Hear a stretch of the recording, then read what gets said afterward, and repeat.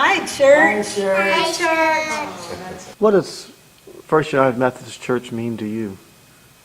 Well, it means a lot. It's been a mainstay for my experience, my spiritual experience. You know, I love everything about this church. We've always had wonderful pastors and music and the people, and I've been here all my life, so it's just a wonderful, a big package of beauty for me. But We have joined the church here in 1990, my husband and I. We had always heard that it was a wonderful church. I have attended with my mother and daddy, and I have actually sat with them the entire time, maybe except when I was a teenager.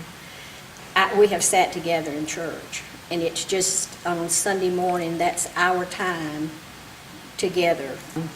We just found so much cooperation, friendship. We just enjoyed this church so much. And you keep meeting new friends no matter how many years you've been here. So that's one of the things that we really, truly love. Well, we moved to Pascagoula in 1958, and I was in the 10th grade, and my mother and daddy brought me to this church. And I've stayed all these years. I guess because my mom and dad were here, because I love the people. When we walked in the door, we were welcomed by committees, and they ushered us right away to a Sunday school room, and which we've been a part ever since. And all the many activities. There's so many activities here and classes, wonderful teachers, godly teachers we have. I went to Doc Roberts to Susanna Wesley Circle, and I was hooked. I was 20 years old, so, you know, it was a good thing that I got in on the right road, I think. But one of the most memorable thing to me is the people, this wonderful community of believers. Once when John Ash had a whole group of us meet down to the city park, and we did communion down there, and it was so nice to give communion to another person that even though it wasn't elaborate, it was very, very impressive. And I always looked up to the ushers. It was an elite group, a special group, and I wanted to become an usher. I sang in the choir for a couple of years, and then I tried the ushering. But we have thoroughly enjoyed it here, and we've had wonderful, wonderful pastors, godly pastors at this church. When we left Mendenhall to relocate here, the pastor met us at the new residence and invited us to church. We were going to shop around, you know, but we didn't have a change. He was there to meet us. And Brother Jim collapsed at the pulpit, and I went downstairs to assist the ambulance and paramedics coming in. And I walked upstairs, and I saw everybody praying, singing, raising their hands. It was like a band of angels singing. And I knew then that Jim was going to be okay, because God was in this church, and his angels were flying overhead.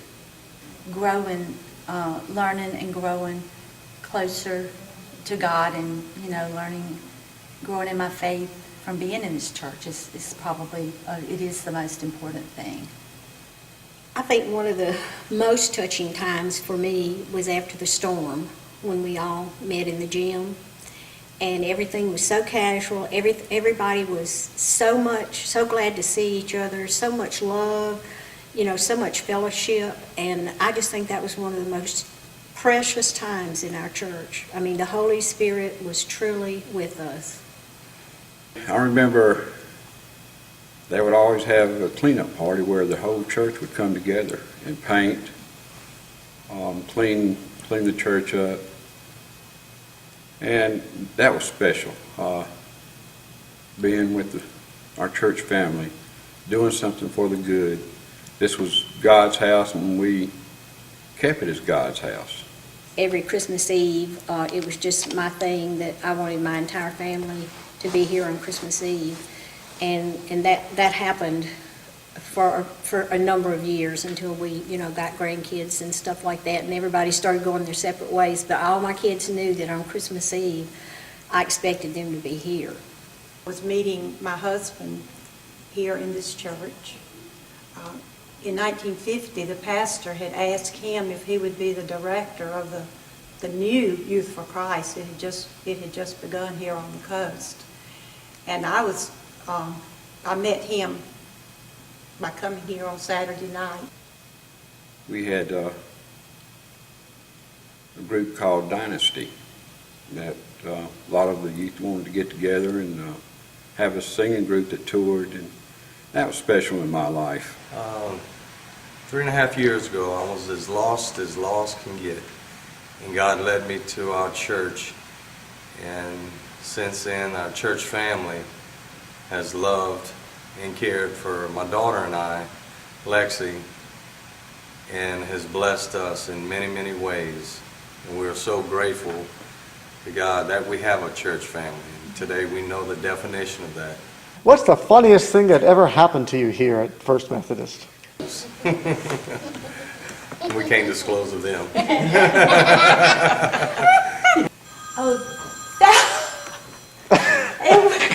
Well, it has everything in the world to do with phones going off in the sanctuary. It was during the production, or the Messiah chorus, one Sunday. We were hosting it at our church, and right behind us, we heard a phone that started ringing. And then we heard it kept ringing, and the lady behind us said something like, "This isn't my phone. I'm holding it for someone in the chorus, and I don't know how to turn it off." And about that time, it flew up front on our pew Into my lap. And it kept ringing. And I looked at it, and I mean, when I say cell phone, I've told you all I know about the new modern technology. I remember the youth used to sit in the very back pews, and a lot of our parents sang in the choir, and they would always stretch their neck like ostriches to see what we were doing. And once we got caught, that was it. We knew we were in trouble when we got home. Well, probably one of the most embarrassing things is when my daughter was acting up in church and I pinched her, and she hollered out and said, "Don't pinch me, Mother." I said, "Okay." Tell us about that fun costume party you mentioned to us earlier. Oh, yes, we had the best time that day, and it was just amazing how those older people, the joys just over youth, participated. They went all out, and we've had so many, many remembrances of these old people. Brother Cates dressed up as a woman during the dating game I spoke of earlier. And my dad dressed up like Tiny Tim, and he came out with the ukulele and shrugged his hair around to the side. We had our golden wedding anniversary here and renewed our vows, and I couldn't find the ring. I had put it in my pocket, and it went in the little inside pocket. So when it came time to get the ring, I couldn't find the ring.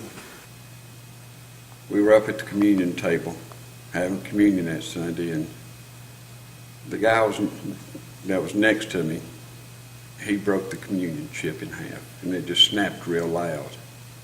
It was the wafer type, and we started laughing. And my dad was an usher at the time, and he was up sort of standing behind me, and I tried everything I could to keep from laughing. But it was so funny to us, I think it started being funny to other people. When I got married, our wedding was the first wedding that Brother Cates had. He came here in June, and he married us in August. So we were the first wedding in this church. So at my rehearsal supper, my granddaddy and grandmother were here from Mendenhall, and we sent him to the store to get some lemons, and he never came back. He got lost. How many years have you been a member here? 55 years. I'm not the best person, the best Christian. but is their best Christian. I know where I stand. I know who my God is. I know where I can come for comfort. And really, that's what this church means to me. When you joined the church, you made an oath that you would give with your prayers, your tithes, your talents. And I still haven't found my talent, I don't guess, that I know of, but I know one of the talents is you need to serve. And this church has always come through all the difficult times. And people have stood together. And I'm proud to be a member of this church. First United Methodist Church means the world to me right now. It's just my rock. It's absolutely my rock. I'm here to stay. So this church and I have a long-standing relationship. And I guess as long as this church is still around, I'll be buried in this church one day. So it's been a great experience being a member of this church. So yes, this church does mean a lot. It's made my life. We love you. We do. Thank you, church. Thank you, church.